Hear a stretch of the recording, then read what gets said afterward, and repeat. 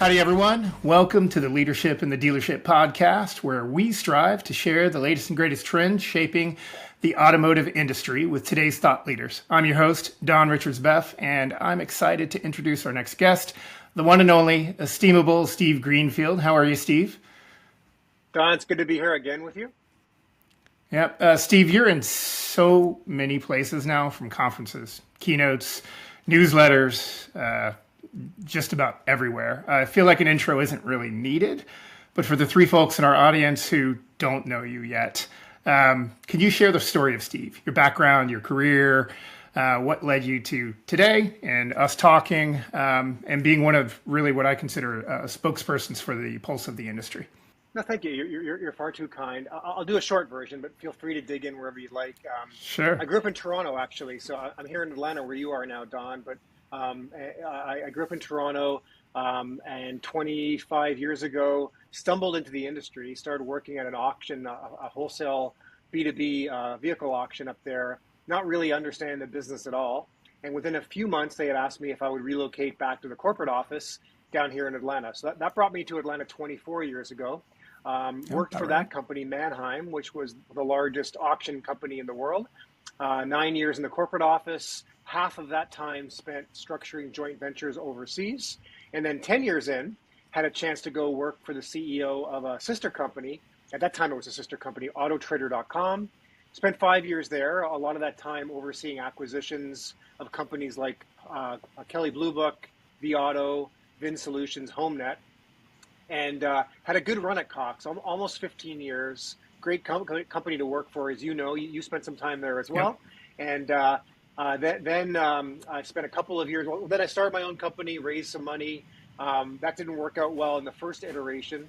Had to go back to a corporate job, which I ended up working for the same CEO at TrueCar, a publicly traded competitor to AutoTrader. Did 2 years there overseeing strategy and acquisitions. And then most relevantly, maybe for today's conversation, 4 years ago, almost exactly, got back to Atlanta. I decided to change direction pretty dramatically and now find myself a venture capitalist. So we're on fund number 3. We've made 32 investments in 3.5 years. We're focused very early stage across the globe, anything mobility related at the seed or pre-seed stage. And I spend most of my time working with very early stage entrepreneurs, either those that want to take money from us or after we've invested, the 32 entrepreneurs we've invested in, working very hard to try to ensure that they have a good outcome at the end and a good exit.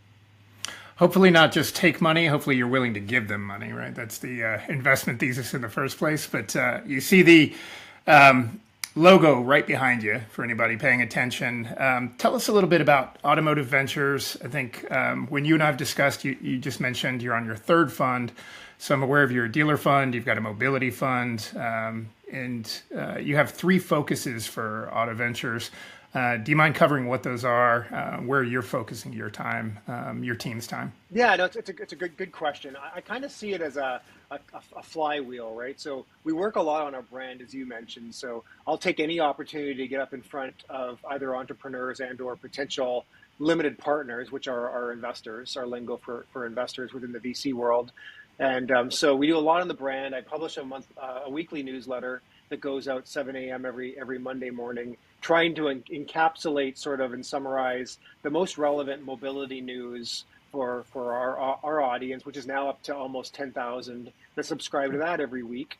And so the brand is very important for us to kind of break through, differentiate, both appealing to potential investments, those entrepreneurs who might raise their hand and be willing to take money from us, but also from an LP standpoint, for those folks that are out there in the ecosystem who could potentially be investors. And really, that's the 2 other areas that you referred to, is that we nurture a pipeline. We see about 50 companies per month and have to drive those through our process, ultimately yielding about one investment every month and a half overall. And then we have LPs on the other side. So we have, this investor base now that's about 120 high net worth individuals and or companies that are investing. And we have to do right by them and be good stewards of their business. And then in the middle of that, once we made these investments, these 32 investments, I serve now on about 7 of those boards. But for any of those entrepreneurs, we do everything within our power to help them raise more money, introduce them to strategic partnerships, help them get more customers. We're at their disposal in terms of how much they need us and what they need us for. Oh, awesome. On the dealer side, so you've done dealer investment in companies that benefit dealers, and this is leadership in the dealership. A couple of the ones I'm familiar with, WarCloud. You've got Recurrent, Privacy for Cars. People may be aware of VinQ. Are you still going strong in the dealership investment thesis? You mentioned mobility. What's your take on dealership investment? Yeah, so we have 2 fund families. Fund number 1 and fund number 3 are both mobility related. Fund number 2, as you mentioned, we called the dealer fund. We went out, we raised a $13 million fund from dealer principals, investing in solutions that benefit car dealers. So as you said, we've made investments in companies such as WarCloud and VinQ and Recurrent. But we're trying to really figure out, well, you have to sort of keep in your mind a thesis around what the next 5 or 10 years are going to look like. Yep. And at the same time, find companies that are going to uniquely alleviate some of the challenges and or exploit opportunities you think that are going to manifest within that 5 or 10 year time frame. The litmus test is this solution going to help a dealership either drive more revenue or take costs out of their business? And if we can find, ideally, you find a solution like WarCloud, which is rare, that does both at the same time. But, we are looking for solutions that are going to help dealers over the next 5 or 10 years effectively, run their operations more efficiently. And like I said, that could be, adding incremental revenue and or taking out costs. Pretty solid career.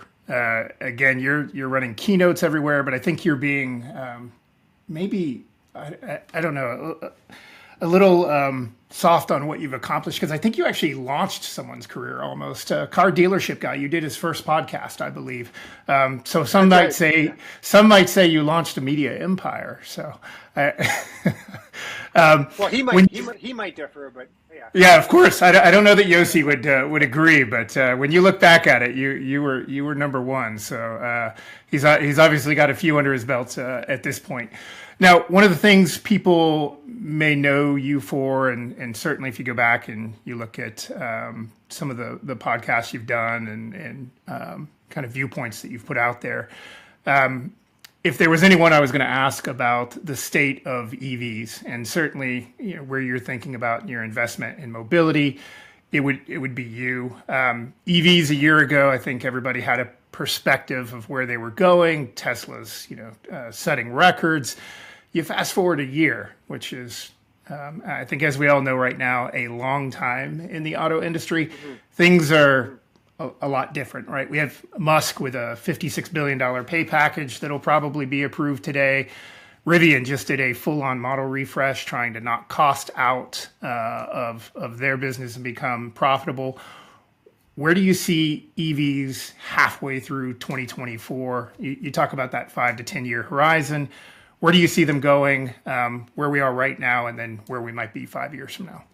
Yeah, I mean, it's a great question. And, I have a lot of empathy for the legacy automakers who are sort of stuck in this sort of, we want to be more environmentally friendly.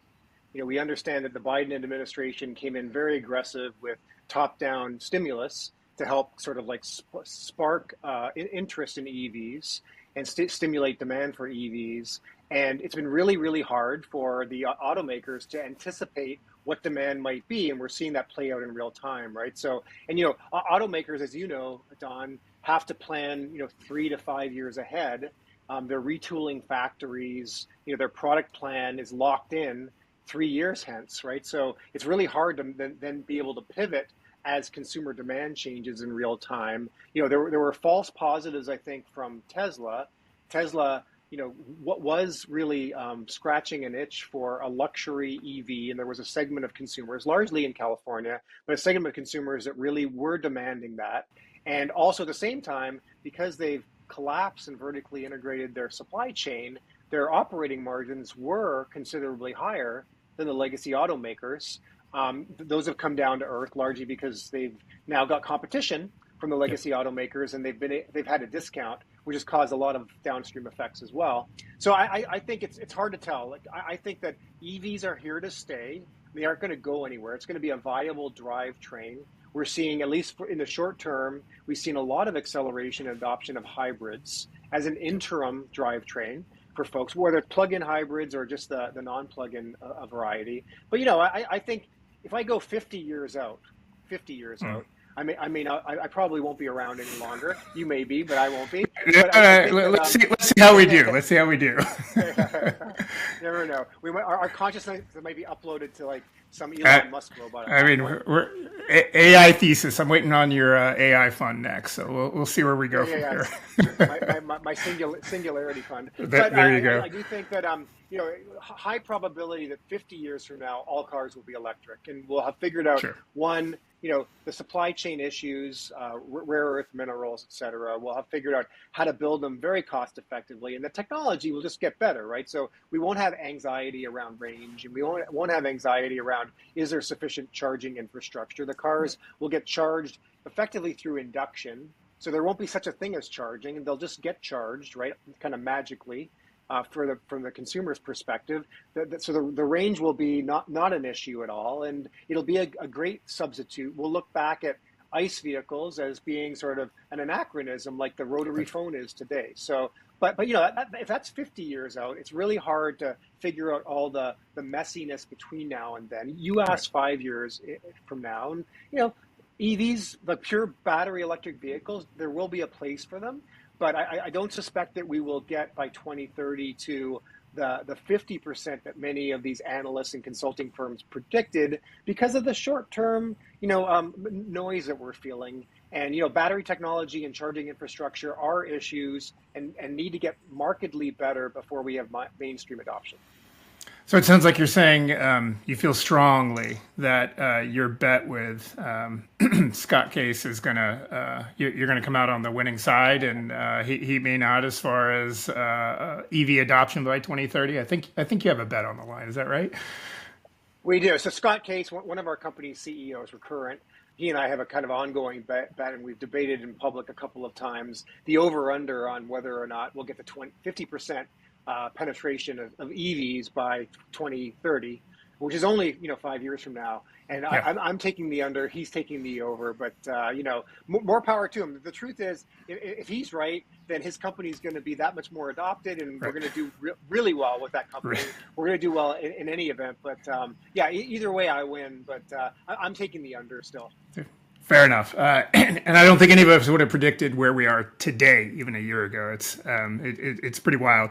So think about, we've got pure plays. We've got Tesla. We've got Rivian, right? Folks thought, I think, Rivian was going to be maybe out the door. And now they're looking like they're nearing profitability. You've got Polestar and others that are pure play. Chinese on the doorstep. But when we think about traditional legacy auto, if you had to place a bet right now on who winners and losers, and again, let's just focus on winners. We won't go down the negative path. Where would you place a bet if you're going to buy an EV next? Who's doing the best given all the challenges that we see right now, and maybe who's the next up and comer? So is money no object? I mean, we can go premium or affordability. I think. Let's talk premium, and then maybe who's gonna ship volume, right? Outside of, again, pure play like Tesla. Yeah. So Porsche's building pretty nice EVs right now, and from a performance standpoint, but not for the mainstream folk. I mean, there are all kinds of really good quality EVs, whether it's Volkswagen or Hyundai, that are really offering reasonable EV value for cost. Costs still need to come down, but we are seeing some glimmer that we're going to have cheaper EVs soon on the market. And I think vis-a-vis what you can buy in a Tesla. I mean, Tesla's very competitive. I mean, there were lease rates that were at $299 recently that I saw on Model 3s. Very, very competitive, and they'll continue to be competitive because, like I said earlier, they've got the margin to be able to play with. But I think that you can get really good quality EVs from many of the legacy brands. I think the interesting one to watch is Stellantis, because they haven't been competitive yet, but they made this 20% investment in a Chinese automaker named Leap Motors, and they're co-opting basically Chinese manufacturing It'll come under a Stellantis brand, but similar to the Polestar and the Volvos being Chinese-made EVs that they're bringing into the U.S. I think that'll be interesting. I think we're gonna see a world of coopetition with the Chinese, and the legacy automakers are going to realize that the best path is to figure out how do I co-opt some of these Chinese brands that are aspiring to get into the U.S. and can't because of tariffs, and then maybe using some of that technology in plants that are in the U.S. to bypass some of the tariffs. And I think that's going to be the interesting path forward here, is like how much the legacy automakers actually co-opt Chinese automakers as opposed to thinking about competing with them. Yeah, so you mentioned price, right? It's always on a lot of folks' mind. Chinese competition, I think we see what appears to be on paper outrageous prices, meaning not on the high end, but on the low end. And how do you compete against that? Well, we have tariffs in place. But I think we just heard about Ford has a secret low-cost EV program that's ongoing right now. We'll see where that ends up.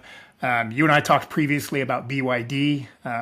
If I had a chip and I was going to place it somewhere, it might be BYD, but they're being blocked out. Do you see co-opetition and cooperation with Chinese manufacturers as the only way to low-cost vehicles, or do you think we figure it out on our own? Again, looking at Tesla as an example, where do we go there? Yeah, so I think Tesla will continue to be maniacal around driving costs out, right? There are downstream implications. We should talk about that too, in terms of vehicle repairability, because Tesla's now building cars that are effectively, in many ways, not repairable, partially because of this like mega casting or giga casting that they're doing. It brings costs out of the manufacturing process, so the consumer can buy a car cheaper, but the consumer is going to end up paying in higher insurance rates down the road because the cars aren't going to be repairable. And they're going to be high. The threshold for total loss, even with small accidents and collisions, is going to be very much lower. So that's an interesting dynamic, which will ultimately manifest in higher insurance premiums for many of these brands. But yeah, I think that competition's good. Competition's good for the consumer. So I think that the automakers will continue to, the legacy automakers will continue to rip apart Teslas and see what they're doing. They'll be ripping apart the Chinese manufacturers and learning from them as well. I mean, when BYD, to your point, can launch a global car at a price point of around $10,000 US, it's very disruptive. And the legacy automakers, tariffs or non-tariffs, the legacy automakers are going to have to continue to be competitive. Otherwise, they're just going to concede every single international market to the Chinese. So shame on them if they don't stay competitive and learn what they can, as we did in the 70s from Toyota, and ripping apart sort of like their processes. I think now the legacy automakers have to be looking at Tesla and the Chinese as inspiration to see what can we be learning from them to drive costs out of our operations and thus bring cheaper cars to consumers in America. In some ways, it's kind of out-Teslaing Tesla, right? In their origin story, they were ripping apart other vehicles, trying to understand how they work, and now we would see the same thing again. Let's take these low-cost vehicles, figure out how they're made, and replicate that strategy. So you hit affordability. I was going to save that probably to the end, but let's dig into it now, because I think we're seeing. You mentioned hybrids as one option, right? So for those that feel like range just isn't good enough, the charging infrastructure isn't there, broken chargers, or I don't want to pay for the cost to install a charger at my home, or frankly, just EVs in their initial release cycles being expensive, right? Hybrids, electrified vehicles, if you will, put that small motor in there, let you run around town.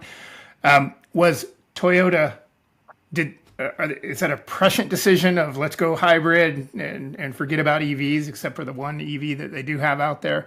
Were they smart? Were they lucky? What do you think about hybrids and being a bridge to what is really an expensive purchase with EVs? Yeah, I mean, what do they say? Luck is where opportunity meets preparedness. Definitely, Toyota had the foresight to be investing in this technology decades before others, or not give up on the technology, maybe more importantly, when others did. I mean, you could say the same thing to your point about BYD. I mean, BYD definitely seems to be the right company at the right place at the right time, in terms of battery technology themselves, and then producing really high quality, low price vehicles for the global markets. How much of this is luck? How much of this is just being determined to kind of shape and form a market? I don't know. But yeah, I mean, Toyota was being sort of vilified not 12, 18 months ago for dragging their feet on, pure BEVs. Yep. And at this point, now they're hitting all-time highs in terms of stock market value creation because they seem to have called the ball correctly, right? So they've got hybrids at the exact moment where the U.S. market is demanding hybrids.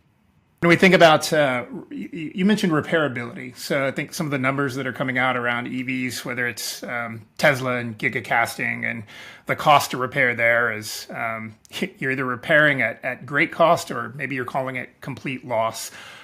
We're seeing EVs have higher insurance rates. We're seeing EVs with high repairability, but that's kind of going across the board, right? So insurance rates have increased. I think 20-something%. Repairability is up 10%. It's just getting more expensive to own a vehicle. Where does a consumer go for relief? Like, what's the opportunity in the market right now to find something lower cost? Yeah, I don't foresee any of this is going to get easier, right? So we had this COVID-fueled sort of shortage, challenges with the supply chain. Parts were hard to come by, et cetera. But, the vehicles are going to continue to become more sophisticated. I was at a conference recently where a gentleman who is running collision repair shops said, look, 10 years ago, repairing a rear bumper on a Toyota Camry was a $500 job. Today, it's a $5,000 job simply because the amount of electronics that are in the bumper, so the cars are going to become safer because of all these, ADAS fueled sort of like protections, automatic cruise control, lane keeping assist, et cetera. But that means more cameras, LiDAR, radar that are very costly to repair, even if it's a small fender bender, right? So all of that's going to trickle down to higher insurance costs for cars in general. To your point, I don't know if we're going to see a backlash. Are we going to see, the equivalent of like base level cars with crank windows come back? I'm sure right. the younger people on this podcast don't even know what crank windows are. But you could have a car that's largely decontented, with cloth interiors, very very simplistic interiors that don't have a lot of technology that would be cheaper to maintain and insure as a result. But I don't know if we're ever going to, I think the genie may be out of the bottle here, and we may be just living with more complex vehicles with more technology, which means that they're going to be much more expensive to repair, which ultimately manifest in much higher insurance premiums for cars overall. And I think that's just the new normal that we're going to be living through. Yeah, I'm rooting for Ford and their low-cost EV strategy then. And hopefully Tesla, maybe they'll go the $25,000 vehicle instead of robo-taxis. We'll see. But when we think about, self-driving autonomy, people always ask the question, hey, what's your favorite car? What's your dream car? My dream car was one that drove itself, so I didn't have to worry about anything. Mm-hmm. I used to tell my kids that you're never going to have to learn how to drive. Well, my daughter's driving now and already had her first little small fender bender that cost, thousands of dollars. And it was like, oh my goodness. But when we think about self-driving, where are we going? Is it going to be a reality, or is it just another hype cycle? Yeah, there's a slide I like to show when I'm presenting, which shows an unnamed consulting firm back in 2013 that forecasted by this point, 10 years later, 2023, 2024, all new cars would be fully self-driving. And, I would maintain that Uber's whole business model was predicated that within a few years, they launched 2012, 2013. You're going to be able to remove the human driver and flip to positive unit economics very, very quickly. But here we are, 10 years hence, and we're really no closer. Cruise had huge challenges, obviously. Waymo, the amount of miles that they're driving is almost a rounding error at this point. So we aren't really any closer to full level 4, level 5 autonomy on roads. Having said that, I think we also have to say that, but the amount of advancement that we've experienced around these ADAS systems within cars is really remarkable, right? I mean, the cars are getting closer to a point where we should start to see a dramatic drop off in, like, your daughter's fender bender shouldn't have happened, right? If there's automatic braking and such, then even if the driver is either inexperienced and or distracted, the car should be protecting itself from crashing into at least other cars. They should be communicating between each other. So I think we're going to continue to see great advancements there, which is very, very hopeful. But we've seen great strides in full autonomy anywhere there isn't human cargo or human pedestrians that the cars are interacting with. Use cases like farming, where a tractor can be out on the fields 24/7, or mining. There are mines now where Caterpillar is enabling full autonomy for mines where you can be running them 24/7 as well. So, but in terms of full autonomy for vehicles overall, I have a hypothesis that we will see certain countries that go and flip over to full autonomy, where in 10 years you'll travel to these countries and there won't be drivers, because they'll proclaim that it'll be safer, but it'll be in those countries that have heavy influence, top-down influence in making that decision. I would say borderline democracy / dictatorships, where they'll be able to just make that binary switch and just say, on this date, we're not going to accept human drivers any longer. But in countries like, America, I just don't see in my lifetime that we're going to have full self-driving in widespread applications on streets, for a multitude of reasons, not the least of which is that consumers just are going to have a hard time wrestling with just the ethical questions around full self-driving. Sure. So if you're in your mobility funds, am I to take that you would be investing in other autonomy applications, long haul trucking? You mentioned farming, et cetera. Would you be putting your money there as opposed to what we would call, auto consumer mobility, or do you have an investment thesis? I'm putting chips in both right now. Yeah, sure. It's a good question. It's interesting. Give you some insight into how VCs have to think. So we're raising 10-year funds. I mean, the fund that we're raising right now has a 10-year span, and my investors expect to get their money back plus multiple times of their money back within a 10-year span. So like Dale Pollack from vAuto schooled me on early. I oversaw that acquisition. He said, Steve, being early is worse than being wrong. And I think that that resonates with me as a VC now, because even if we invest in a killer technology, but the market isn't ready for it for 15 years, it doesn't do me any good and doesn't do our investors any good.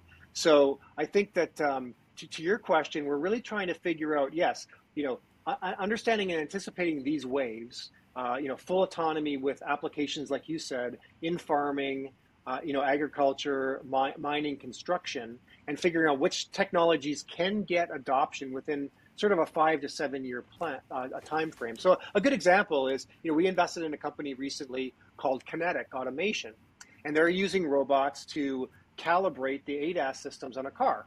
So think about sort of whether your car, your daughter's collision, right? If you damaged any sensors, LiDAR, radar, et cetera, at the end of that collision, those sensors need to get recalibrated back to original OEM spec. Otherwise, automatic cruise control and lane keep assist isn't going to work properly, and you're going to risk the lives of the occupants of that car. So we invested in a company that's automating the calibration of these vehicles, either at the end of collision or more and more automakers now, when even things as trivial as changing your tires and doing a tire alignment, you're going to need to make sure all those cameras and LiDAR sensors are recalibrated to make sure that the car isn't wandering outside of the lane. So I think that we made an investment in that business. I am convinced, and more convinced now than I was pre-investment, that this is a thing. It's a big thing. Every car is going to need to be periodically recalibrated, especially as the sophistication of these ADAS technologies become much more advanced on these vehicles. So I'm going to go take that decontented vehicle, because just looking at my daughter's accident, it was a small little in the parking lot fender bender, and that was $2,500. And I'm like, really? That's how much it costs now?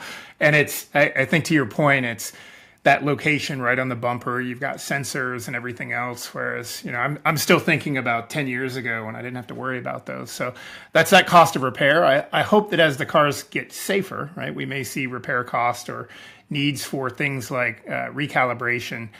Hopefully we'll see insurance costs go down. Maybe we'll see.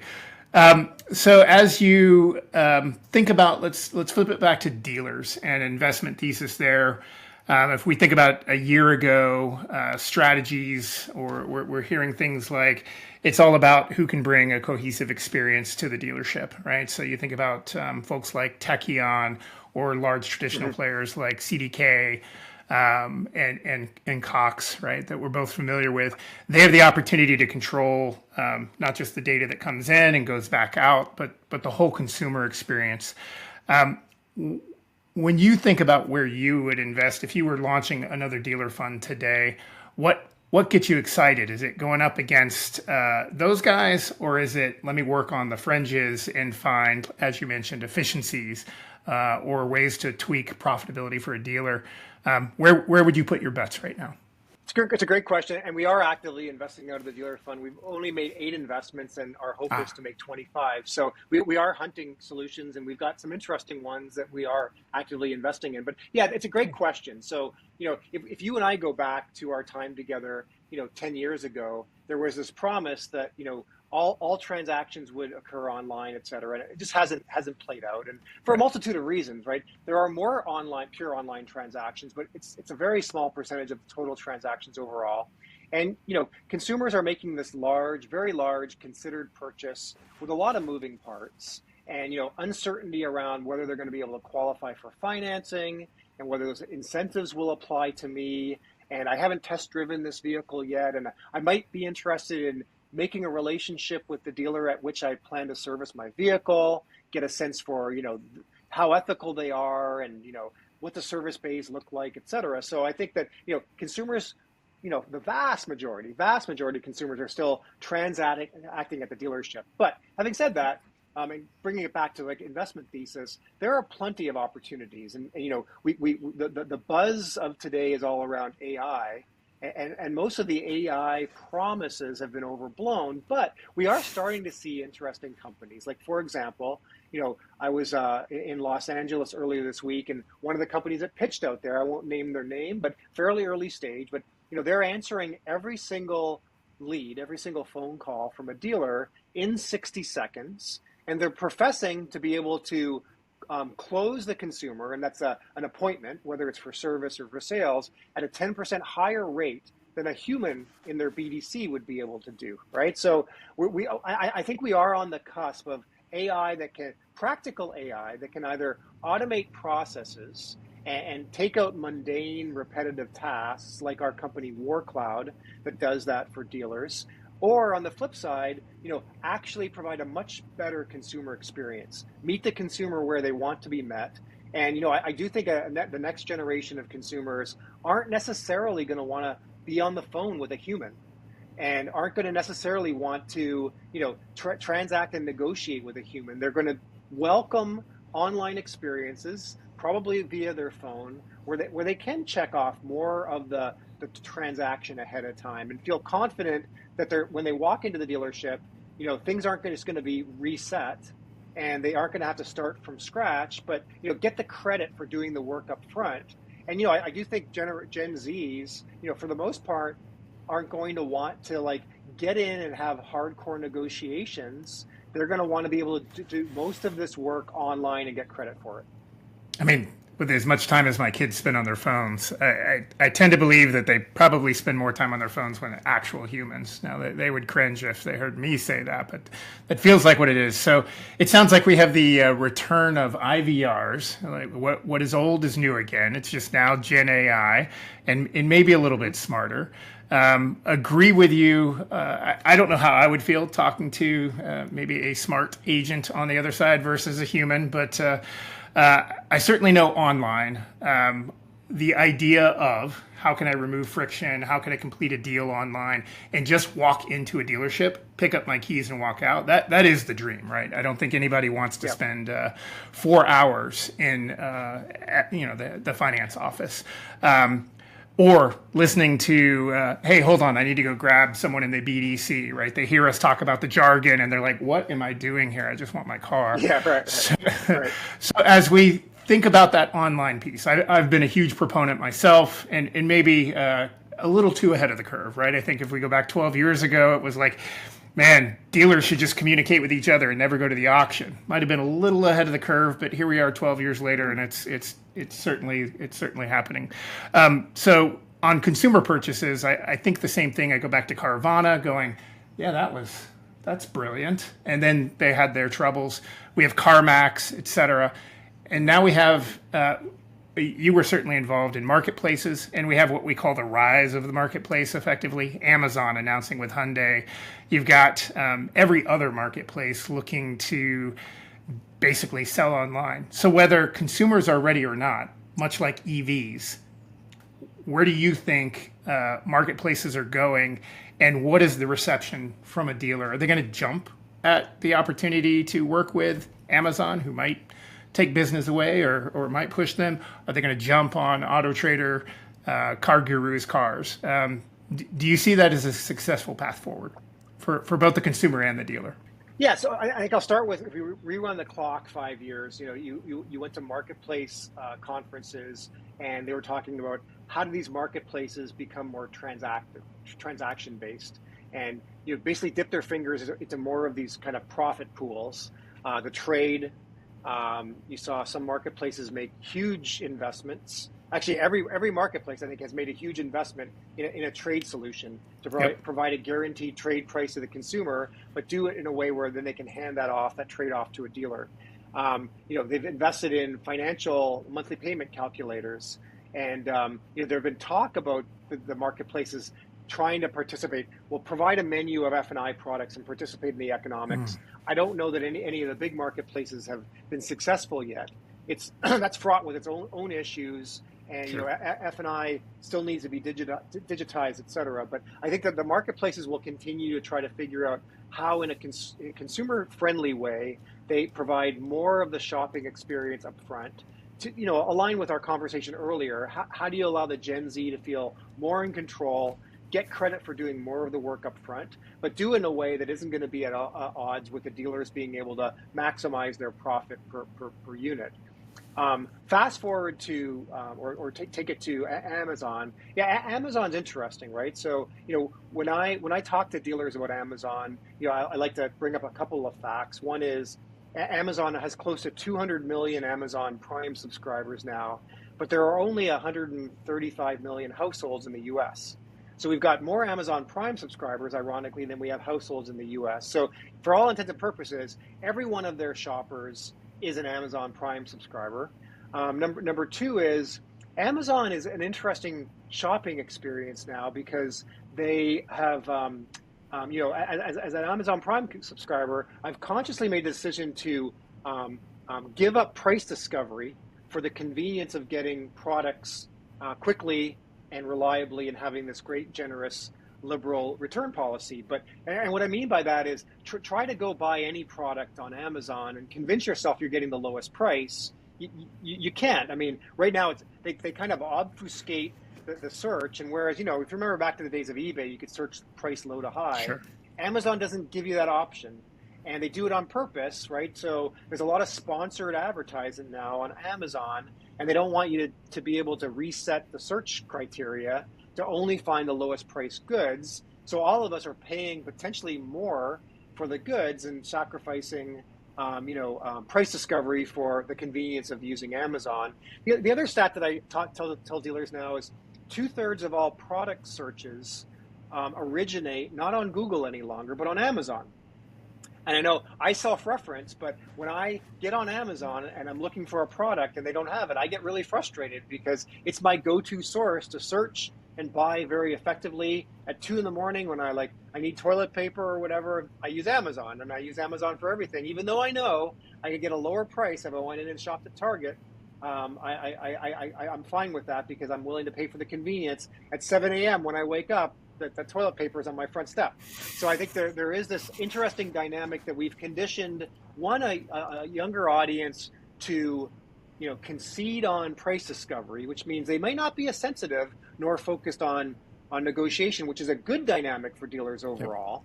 But given that Amazon now controls every single household's buying activities, and we've got, effectively every household subscribing to Amazon Prime, and 2/3 of all product searches begin on Amazon, we can't dismiss the fact that Amazon, if they're successful, will have a significant portion, could capture a significant portion of new and ultimately used car sales overall, right? So maybe more information than you wanted to hear, but that's how I lay No. the foundation with dealers to say, pay attention to this thing, right? So Yeah. yes, they will have, they'll stub their toes, and we're hearing just anecdotally this thing's going slower than they had expected. I had heard originally, I believe, that by the end of the year they wanted to have 10 additional OEMs in addition to Hyundai. We haven't heard any of that. I haven't even heard that they've expanded beyond the initial 18 so far, but maybe there's better information out there. But having said that, I would not discount Amazon for all intents and purposes. They have all the audience that's conditioned to use them first to buy products, and they have unlimited resources to throw at this. And the last thing I'll add is, if you look at every single product category, you stack rank them from the largest to smallest advertising categories, it's a suspicious list, because the only product category that Amazon isn't in the top 10 is automotive sales. So it's inevitable that they will continue to prioritize resources to get into this vertical. Yeah. I feel like it's distribution, like you said, resources, customer experience, right? They're known for customer experience, but I think more than anything, the winner, Amazon, Car Gurus, Cars.com, TrueCar, whatever marketplace, even the big publics, right? Who put time into like Driveway, etc.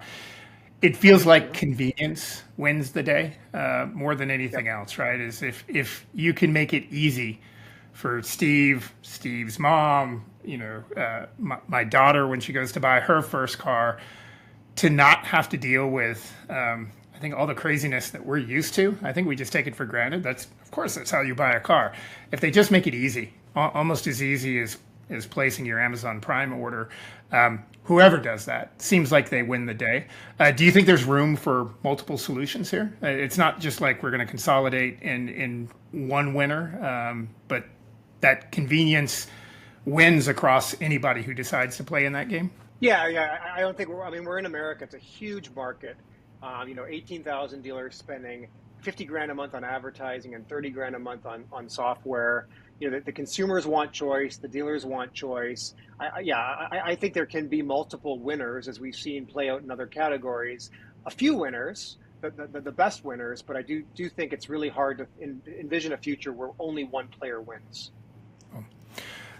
So we think about middle of 2024, and you go back to your predictions at the beginning of the year. Is kind of one of the things I always look forward to is where is Steve placing his bets? I don't know if you remember them off the top of your head, but if you think about a bet that you were wrong on, or maybe timing is slightly off, what would you say that has been a surprise here at the midpoint of the year? I can't remember what it was for this year, but just thematically, I think I've done this for the last 3 years. Yeah. I said that Carvana would get picked off by Amazon, and I'm actually surprised that didn't happen, especially as you said earlier, in the podcast here, that Carvana's had their ups and downs. They're riding a good positive wave now, but they've had their challenges. And during that, I would have thought that somebody would have, and I'm sure there were those conversations, but a faster path for Amazon to get to market would have been, buy Carvana, put Amazon's brand on it, and really drive a lot of traffic through the Carvana business model. That I think, one of their big costs is that cost of acquisition of consumers. And if that went away and went to zero effectively with a brand like Amazon, man, the unit economics would flip really quickly. So I suspected that to happen. Big players like I expected Reynolds and Reynolds with the passing of Bob Brockman to have already transacted. And I made that call, I think, a couple of years ago and was just really, really wrong. So it's hard to predict these big things in the market overall. But like you said, I'm fairly confident. My bet with Scott Case from Recurrent will win, but I could be wrong. We could have huge breakthroughs in battery technologies, and we get cars with 2,000 miles per charge, and they can charge in 2 minutes. Then all bets are off, right? So you never know with these big, lumpy technology breakthroughs when we're going to see suddenly consumers buying cars online, or massive adoption of battery technology, or whatever it might be. It takes a lot longer than we think, and then all of a sudden. So, all right, we'll close it out with just quick rapid fire questions. This is, for anybody who hasn't met Steve yet, it's here's some new things that you might not know about Steve. Favorite food? Pizza. Pizza. You never can go wrong. Last movie you saw? I started watching Dune 2 on the plane. I loved the first one, and I only got through like a small snippet, but I love that series. Yeah, do yourself a favor and put it on the as big a screen as you can, as loud as you can. It's a great movie. Okay. Last book you read? I'm reading a lot of venture capital books. It would be really boring for your audience. So I downloaded a bunch of them on Audible. And anytime I'm in a rental car, I play them on 2 times speed. So, but it's keeps you focused while you're driving. Cool. Well, anybody who is listening, pick up Steve's book on Amazon, Future of Automotive Retailing. And then I saw you have another book coming out at the end of this year. So looking forward to that one on mobility. Who are you learning the most? Who are you learning the most from right now? It's funny. So it's a good question. Like I said earlier, we have the luxury or the benefit of meeting 50 entrepreneurs a month. So a lot of my day is back-to-back Zoom call, 30-minute Zoom calls with entrepreneurs. And what they don't know is they're educating me. Every time I get pitched, whether I agree or disagree with their approach and whether or not they're going to be able to build a differentiated business model, et cetera, the quickest way to learn is be around smart people. And I get the benefit of like literally having 50 of those conversations every month from entrepreneurs who are risking everything to go after and vanquish some big dragon, some really big idea. So I learn the most out of everything, all my interactions, I think, just from the multiple daily interactions I have with like really passionate entrepreneurs. That's great. And then your next vacation, I know you're going to Hawaii for travel and you've been, overseas and whatnot. Where are you going on your next vacation? Where are we going to see Steve relax? Nothing planned. I relax on weekends. I have 11 cats in my house. And believe it or not, for whatever reason, I love getting home. I travel a lot, but spending time at home on weekends, catching up on sleep, catching up on whatever I need to do around the house, and spending time with 11 cats. Probably telling the audience more than they want to know, but I actually really love just being home at weekends and chilling out. No, that's look, when you're moving around as much as you do, you need some downtime. So how can our listeners reach you after seeing this podcast? Well, the good thing is I'm not hard to find. If you just Google Steve Greenfield, you'll find me. We've done a good job with SEO, but Steve at automotiveventures.com. If you care to if you like this kind of stuff, I do have a weekly email that goes out 7 a.m. Eastern time every Monday morning, like clockwork, and it kind of synthesizes all the, like I say, all the automotive and mobility news that matters over the previous week. Stuff that I'm reading anyway, I try to synthesize for our 10,000 readers. And if you come across an early stage company that you think is interesting, let me know, because we are actively investing. Cool. We'll try to put a link in the show notes for your newsletter. And Steve, thanks so much for joining me today. I know we're going a bit long here, but amazing conversation as always, and looking forward to catching up with you soon. Don, it's always a joy, and thanks for having me. Really appreciate it. Thanks.